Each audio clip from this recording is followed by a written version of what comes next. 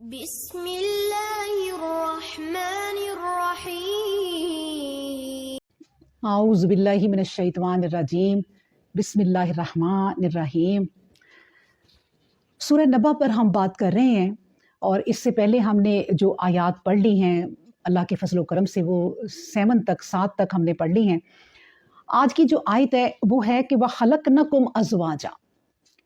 2 لفظوں کی یہ آیت ہے جس پر ہماری پوری زندگی جو ہے وہ محیط ہے، اور اس پہ غور و فکر کریں تو ہم ایک ہی آیت پر غور و فکر کر کے، تدبر کر کے، تفکر کر کے، جو اللہ تبارک و تعالیٰ نے انسانوں میں صلاحیتیں رکھی ہیں جن میں، تو وہ اللہ کے قریب ہو سکتے ہیں صرف ایک اس آیت کو پڑھ کر اور اس کو جان کر، کیونکہ اس میں میرا رب فرماتا ہے کہ وَخَلَقْنَكُمْ أَزْوَاجًا، کہ اور ہم نے تمہیں جوڑا جوڑا پیدا کیا۔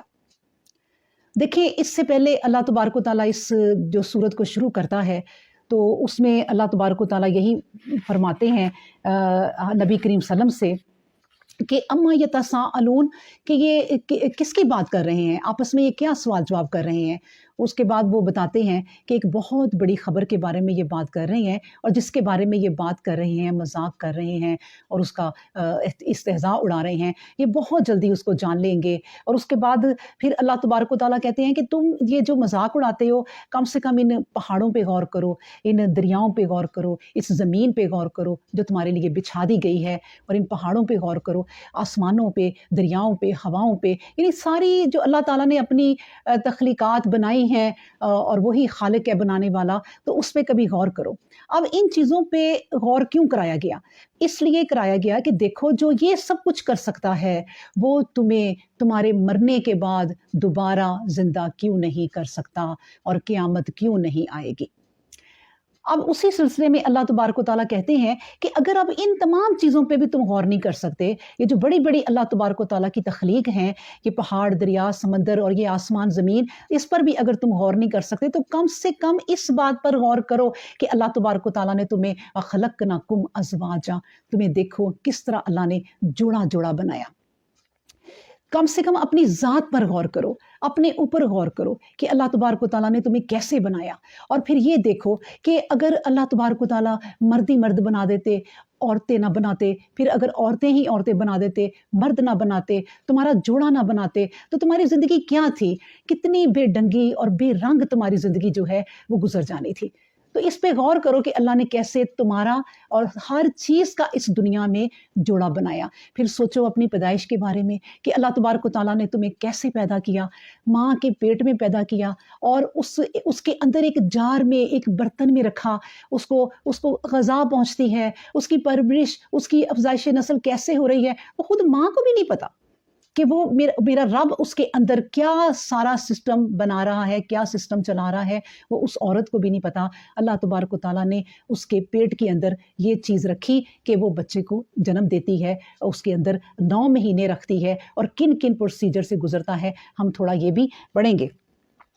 بہرحال اگر اسی طرح اس آیت میں یہی کہا جا رہا ہے کہ جو 8ویں آیت ہے کہ اگر تم پچھلی چیزوں پر غور نہیں کر سکتے تو کم سے کم اپنی ذات پر ہی غور کر لو کہ تمہیں اللہ نے کیسے پیدا کیا۔ اسی سلسلے میں سورۃ نساء میں اللہ سبحانہ و تعالیٰ فرماتے ہیں کہ یا ایھا الناس، اے لوگو، اے افراد نسل انسانی، اتقوا ربکم الذی، ڈرو اس رب سے اپنے، وہ جس نے خلقکم، تمہیں پیدا کیا، من نفس واحدہ، ایک واحد جان سے، ایک واحد جان سے تمہیں پیدا کیا۔ اور پھر اسی آیت میں آگے تک فرمایا کہ پھر اس کی جنس سے اس کا جوڑا پیدا کر دیا، پھر دونوں سے مردوں اور عورتوں کی بڑی تعداد دنیا میں پھیلا دی۔ تو پس دیکھو، اللہ سے ڈرو جس کا نام لے لے کر باہم دیگر سوال کرتے ہو، نیز قرابت داری کے معاملے میں پرواہ بھی رکھو، بے پرواہ نہ ہو جاؤ، یقین رکھو کہ اللہ تم پر نگران ہے۔ اب دیکھیں، اس بات پر غور کریں کہ اللہ تبارک و تعالیٰ نے انسان کو پیدا کر کے ایسے ہی نہیں چھوڑ دیا، اس کی اس دنیا میں ذمہ داریاں ہیں۔ وہ قرابت داری کا جو نام لیا کہ تمہارے جو اب بہن بھائی ہیں، تمہارے ماں باپ ہیں، تمہارے رشتہ دار ہیں، قریبی ہیں، دور کے ہیں، ان سب کا بھی دھیان رکھو، اور ان سب پر اللہ نگہبان ہے، نگران ہے، وہ دیکھ رہا ہے کہ تم کیا کر رہے ہو۔ اس لیے اللہ تبارک و تعالیٰ نے انسان کو بنا کر، اس کی فیملی بنا کر इस माशरे में जीने के, रहने के, एक दूसरे से मिलने के तरीके भी बता दिए और ज़िंदगी गुजारने के बड़े खूबसूरत अल्लाह तबारक व तआला ने हमें कुरान में ही तरीके बताए हैं। फिर फरमाया एक जगह, क्योंकि इस टॉपिक पर कि जो हम आज की ये आयत कर रही हूँ, बहुत ज़्यादा आयात हैं। अल्लाह तबारक व तआला ने जगह जगह कुरान में इस बारे में बहुत ज़्यादा फरमाया है। एक जगह फरमाते हैं वल्लाहु खलक़कुम मिन तुराबिन सुम्मा मिन नुतफ़तिन सुम्मा जअलकुम अज़वाजा, और अल्लाह ने तुमको मिट्टी से पैदा किया, फिर नुतफ़े से, फिर तुमको जोड़ा जोड़ा बनाया। अब देखें कि अल्लाह तबारक व तआला की शान बयान की जा रही है कि असल में तो तुम्हें मिट्टी से बनाया था, लेकिन उसके बाद जब ये सिलसिला चलाना था कि सारी ज़िंदगी के लिए, तो फिर तुम्हें नुतफ़ा से पैदा किया। देखिए, इंसान की जो पैदाइश है वो नुतफ़ा से होने के बावजूद, अगर हम ज़रा पीछे तारीख़ में जाएं, अबूल बशर आदम अलैहिस्सलाम के बारे में कि उनकी जो पैदाइश थी वो किससे हुई, उनकी पैदाइश मिट्टी से हुई और इन ही से नस्ल इंसानी का सिलसिला जो है वो चला।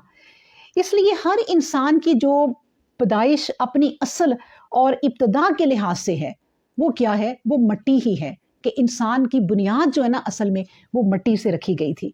जैसे अल-ज़ारियात में अल्लाह तबारक व तआला फरमाते हैं कि इस कायनात में कुदरत इलाही की बेशुमार निशानियां हैं और इन्हीं में खुद इंसान का वजूद कुदरत की बहुत बड़ी निशानी है। क्या तुम इस बात पर गौर नहीं करते? यानी अपने ऊपर गौर नहीं करते?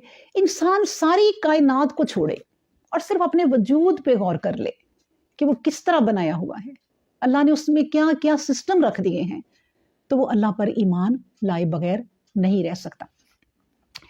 इसी बारे में ना मैं आपको हदीस भी सुनाती हूँ एक दो। सैयदना अबू हुरैरा रज़ी अल्लाह अन्हु से रिवायत है कि नबी सल्लल्लाहु अलैहि वसल्लम ने फरमाया, अल्लाह ताला ने आदम अलैहिस्सलाम को मिट्टी से पैदा किया, फिर इसको कीचड़ बना दिया, यानी इसको गीली कर दिया, फिर इसको गीला करके छोड़ दिया, हत्ता के स्याह गारा बन गया, स्याह गारा बन गया। फिर अल्लाह ताला ने इससे आदम का पुतला बनाया, फिर उसकी सूरत बनाई, फिर इसको छोड़ दिया, यानी बनाकर फिर इसको छोड़ दिया, हत्ता कि वो खुश्क होकर इतना खुश्क हुआ कि बजने वाली मिट्टी ठीकरी की तरह हो गया। इब्लीस इसके पास से जब भी गुजरता तो वो ये कहते हुए गुजरता कि ये किसी अम्रे अजीम का वाकया होने वाला है या किसी अम्रे अजीम के लिए ये बनाया गया है। फिर अल्लाह ने इस पुतले में अपनी पसंदीदा रूह फूंकी और इस रूह का असर सबसे पहले आदम अलैहिस्सलाम की आंखों पर और नाक पर हुआ, यानी नथनों पर हुआ। आदम अलैहिस्सलाम को छींक आई तो अल्लाह तबारक व तआला ने उनके दिल में डाला, उनके दिल में अलका किया कि अल्हम्दुलिल्लाह कहो। जब उनको छींक आई तो उन्होंने कहा अल्हम्दुलिल्लाह, और अल्लाह तबारक व तआला ने जवाब दिया यरहमकुमुल्लाह। फिर अल्लाह तबारक व तआला ने कहा कि ए आदम, वो सामने एक जमात है यानी फरिश्तों की, उनके पास जाओ और देखो वो क्या बात कर रहे हैं। आदम अलैहिस्सलाम उनके पास गए और अल्लाह ने आदम अलैहिस्सलाम के दिल में अलका कर दिया कि सलाम करो। आदम अलैहिस्सलाम ने कहा अस्सलामु अलैकुम, फरिश्तों की जमात ने कहा वालेकुम अस्सलाम। फिर आदम अलैहिस्सलाम अल्लाह के पास आए, अल्लाह तबारक व तआला ने पूछा कि क्या बात हुई, हालांकि अल्लाह तबारक व तआला सब कुछ जानते हैं। आदम अलैहिस्सलाम ने कहा कि अल्लाह, मैंने उन्हें सलाम किया अस्सलामु अलैकुम, उन्होंने मुझे जवाब दिया वालेकुम अस्सलाम। तो अल्लाह तबारक व तआला ने पता है क्या कहा कि ए आदम, ये तरीका तुम्हारी औलाद का आपस में सलाम का होगा। सुबहान अल्लाह। देखिए, हज़रत अब्दुल्ला इब्ने मसूद रज़ी अल्लाह ताला अन्हु बयान करते हैं कि नबी करीम सल्लल्लाहु अलैहि वसल्लम ने फरमाया, बेशक तुम में से किसी एक की खलकत को इसकी माँ के पेट में 40 दिन रखा जाता है, फिर 40 दिन, यानी फिर अगले 40 दिन उस तक, यानी अगले 40 दिन जब रखा जाता है तो वो जमा हुआ खून बन जाता है, फिर 40 दिन में वो गोश्त बन जाता है, और फिर अल्लाह फरिश्ता भेजता है जो इसमें रूह फूंकता है। और बाज़ जगह ये भी कहा गया है कि फिर वो उसके बारे में लिखता है, अल्लाह से पूछकर उसकी उम्र के बारे में, उसकी नेकी या बुराई होने के बारे में, और नेक या बद होने के बारे में, उसके रिज्क के बारे में, फिर वो लिखकर फरिश्ता पूछकर लिख देता है। याद रखें कि इस दुनिया में जब हर चीज़ का जुड़ा है, मर्द हो या औरत हो, ज़मीन हो या आसमान हो, कोई चीज़ भी अपने जोड़े के बगैर तकमील को नहीं पहुंच सकती। तो फिर ख्याल आता है ना कि इस दुनिया का भी एक जोड़ा होना चाहिए जिससे वो एक बामकसद जिंदगी इस दुनिया की गुजरे। तो हर आकल यानी अकल रखने वाला शख्स ये जानता है, ये मानता है कि दुनिया का जोड़ा क्या है, वो है आखिरत, दुनिया आखिरत। इसलिए कि दुनिया की तकमील इसी से होती है। अल्लाह अकबर। तो अल्लाह तबारक व तआला की ये एक बहुत बड़ी मेहरबानी है, करम है कि उसने हर चीज़ का जोड़ा बनाया है, यहाँ तक कि दरख्तों का, पौधों का, फूलों का, जानवरों का, हर एक में मेल और फीमेल हैं। सूरत यासीन में भी अल्लाह तबारक व तआला आयत नंबर 36 में फरमाते हैं कि पाक है वो ज़ात जिसने जुमला इकसाम के जोड़े पैदा किए, ख्वाह वो ज़मीन की नबातात में से हो या खुद उनकी अपनी जिन्स यानी नोए इंसानी में, या उन अशिया में से जिनको ये जानते तक नहीं है। मतलब ये कि कायनात की बहुत सी चीज़ें हैं जिनको इंसान नहीं जानता और अभी उन तक नहीं पहुंच सका। आपने दरियाओं के अंदर अब मछलियों के बारे में जाना होगा और परिंदों के बारे में भी अब जाना होगा जब से ये नेट आया है कि दुनिया में कितनी किस्म के परिंदे हैं और सब जोड़ों में है। समंदर के अंदर कितनी इकसाम की मछलियां हैं और उन सब के जोड़े हैं।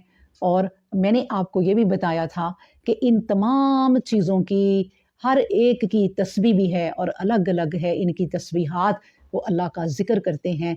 तो सबसे ज़्यादा जो है वो ज़िक्र इंसान को करना चाहिए कि हम उसका जब भी आयत पढ़ें समझें तो उसका शुक्र अदा करें। इंशाअल्लाह इससे अगली आयत पर फिर बात होगी।